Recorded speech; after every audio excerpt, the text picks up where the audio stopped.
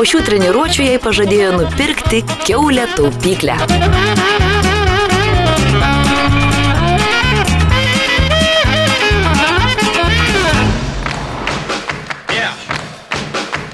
Ši katė žino, jo geriausias būdas atkeršyti žmonėms – jų tualetinį popierių padaryti skylėtų.